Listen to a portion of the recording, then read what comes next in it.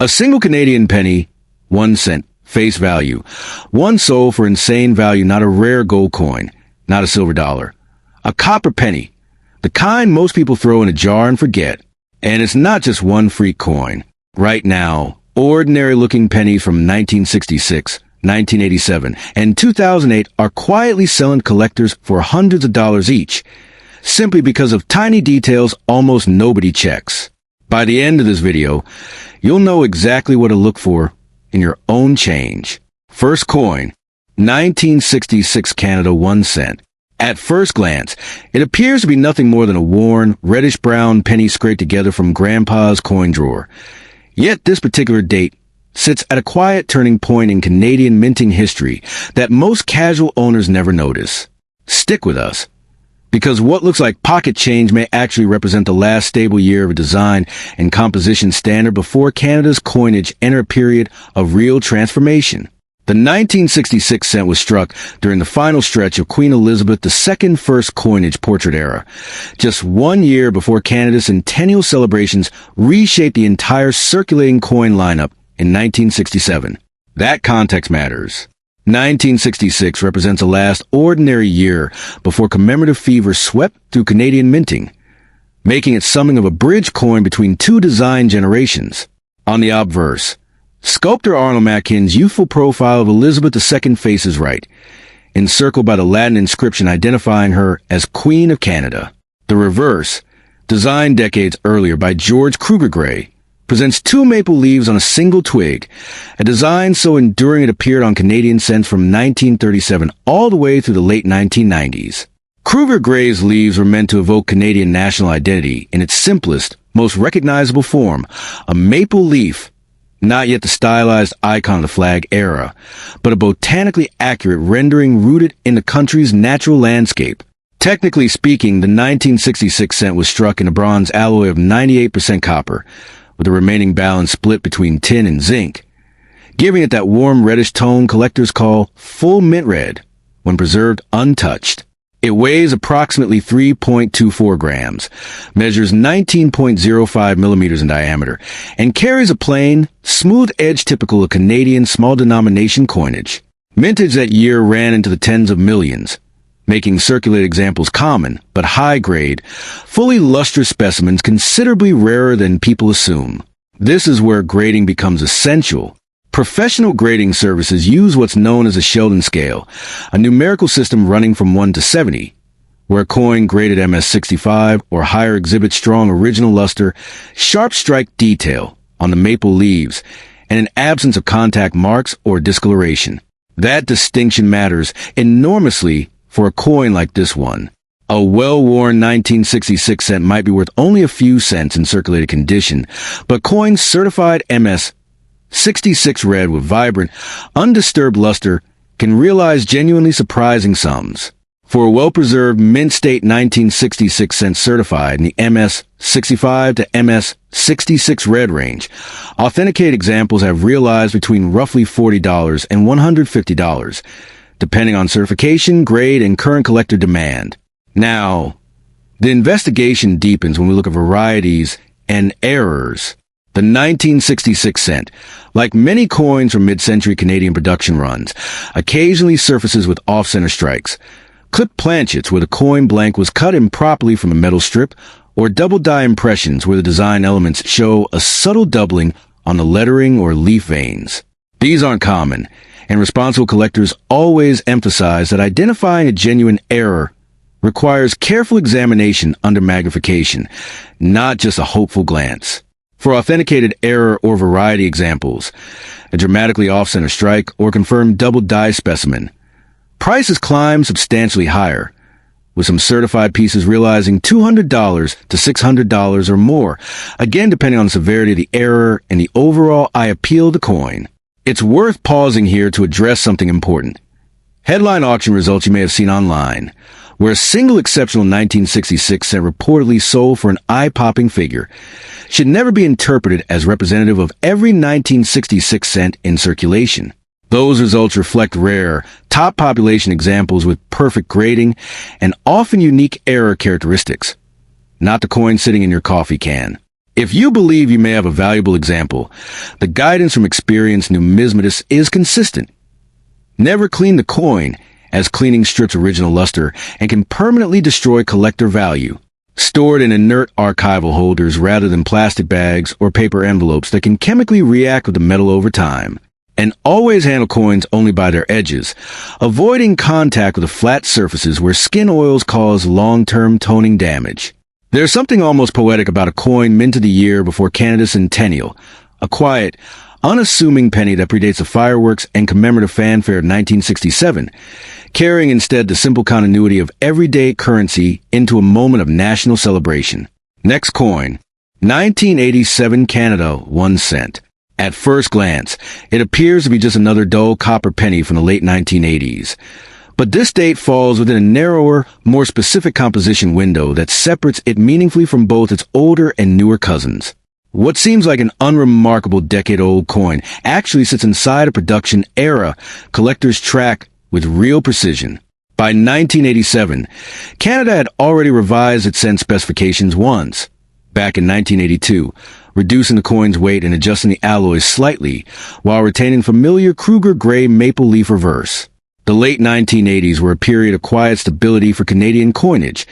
No major redesigns, no commemorative interruptions, just steady annual production feeding a growing economy. That very ordinariness is part of what makes certain 1987 specimens worth a second look. Collectors often overlook stable era coins in favor of transitional or first-year issues, which paradoxically means exceptional survivors could be underappreciated and undervalued relative to their actual scarcity in top grades. The obverse still carried Arnold Mackin's portrait of Elizabeth II, by then designed and used for over 2 decades, while the reverse maintained Kruger Gray's twin maple leaves, a design element so consistent across generations of Canadian pennies that it became something of a national visual shorthand. The lettering, denomination, and date all sit in their traditional positions, with subtle strike quality variations from year to year, being one of the few distinguishing features a trained eye can catch. Specification-wise, the 1987 cent was struck in a bronze alloy composed of 98% copper, with small percentages of tin and zinc rounding out the mix, weighing approximately 2.5 grams. Lighter than the 1966 issue, due to that 1982 specification change, with a diameter of 19.05 millimeters and a plain edge. Annual mintage figures for Canadian cents during this period regularly exceeded 500 million pieces, making the 1987 date one of the most commonly struck coins of its decade in raw numbers, which is precisely why condition becomes a dominant factor in value rather than rarity of date alone. Grading a coin like this hinges heavily on strike quality and luster preservation. Because so many 1987 cents were struck rapidly on high-speed presses for everyday commerce, fully struck examples with sharp leaf veins and mint luster intact are less common than the sheer mintage number would suggest. On the Sheldon scale, a coin reaching MS 65 red or higher, with no toning, no bag marks from mint bin storage, and crisp design details, represents genuine condition rarity even within a mintage of hundreds of millions. For a well-preserved mint-state 1987 cent graded MS 65 red or better, authenticated examples have realized approximately $20 to $75, depending on certification, grade, and current collector demand. Modest by comparison to older issues, but notable given how few people bother submitting common date cents for grading in the first place. The error and variety angle for 1987 cents follows familiar patterns. Broad strikes with a retaining collar fail to properly constrain the blank during striking, creating a slightly oversized, thinner coin, minor doubling on the date or lettering, and occasional clipped planchet errors from the blanking process.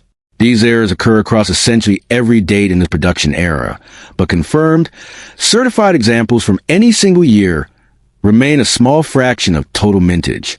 Authenticated error examples from 1987, particularly dramatic broad strikes or clearly double dies, have realized $150 to $400 or more in certified condition, again depending on the specific error type and severity.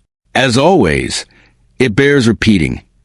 Any single spectacular auction result for a 1987 cent variety should never be interpreted as representative of every 1987 cent, since those results reflect exceptional, top-tier certified examples rather than typical circulated finds. The preservation advice remains consistent across every date and denomination. Never clean a coin you believe may hold value.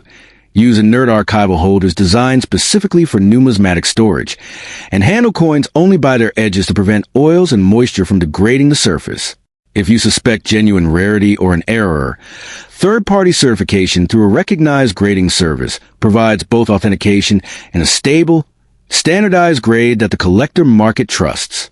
There's a certain humility to a coin like the 1987 cent, struck by the hundreds of millions, spent without thought, yet occasionally surviving in a state pristine enough to remind us that even the most common object can, under the right circumstances, become uncommon. Last coin, 2008 Canada 1 cent. At first glance, it appears to be a modern, unremarkable steel penny with a faint coppery sheen.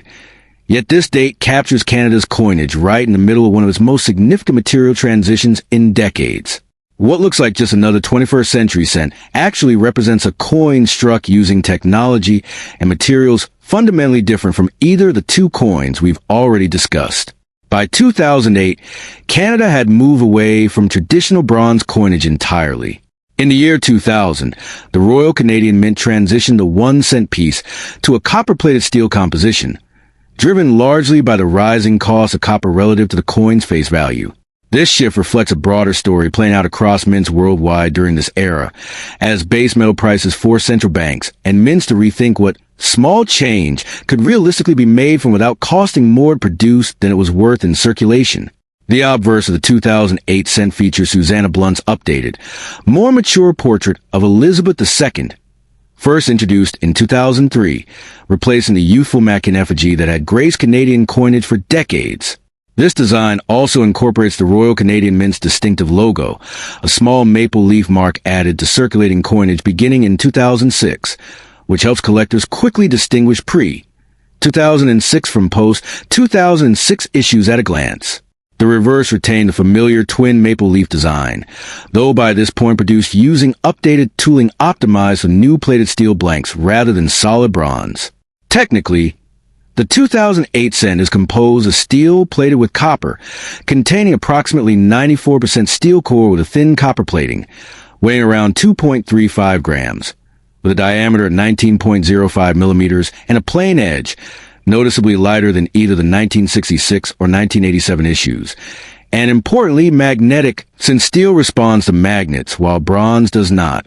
That magnetic property has actually become a quick authentication tool collectors use to distinguish plated steel cents from earlier bronze issues at a glance. Mintage for 2008 ran into the hundreds of millions, consistent with the era's high-volume production needs. Grading plated steel cents presents unique challenges compared to bronze coinage.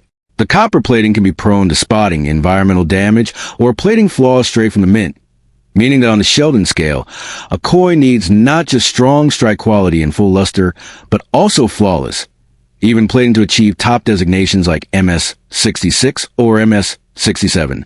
Coins with plating blisters, spotting, or uneven copper coverage grade lower regardless of otherwise sharp strike quality, which makes truly pristine examples genuinely scarce despite enormous mintage figures. For a well-preserved mint state 2008 cent graded MS-66 or higher with flawless plating, authenticated examples have realized approximately $15 to $60, depending on certification, grade, and current collector demand.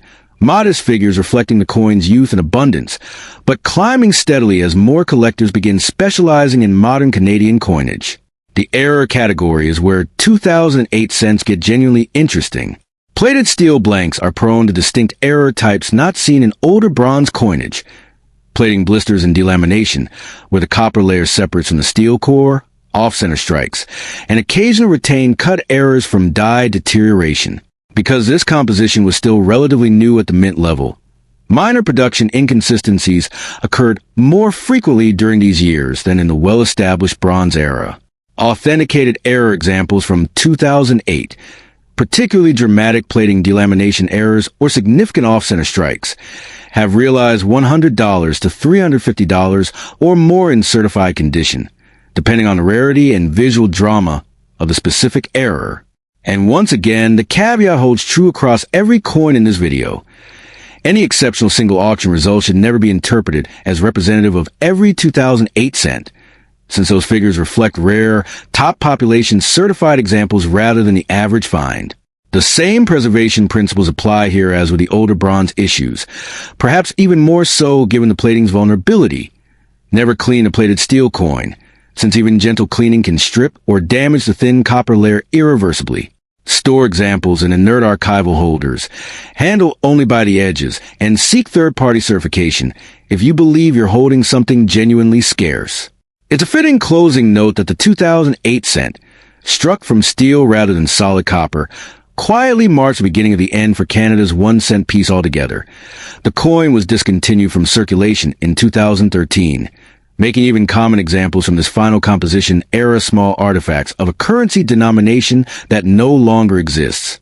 From 1960 SIXS precentennial bronze to 1987 stable mid-decade production, to 2008's transitional steel and copper composition, these three coins trace nearly half a century of Canadian minting history in the palm of your hand. They remind us that value doesn't always announce itself loudly. Sometimes it waits quietly in a jar, drawer, or forgotten pocket for someone patient enough to look closely.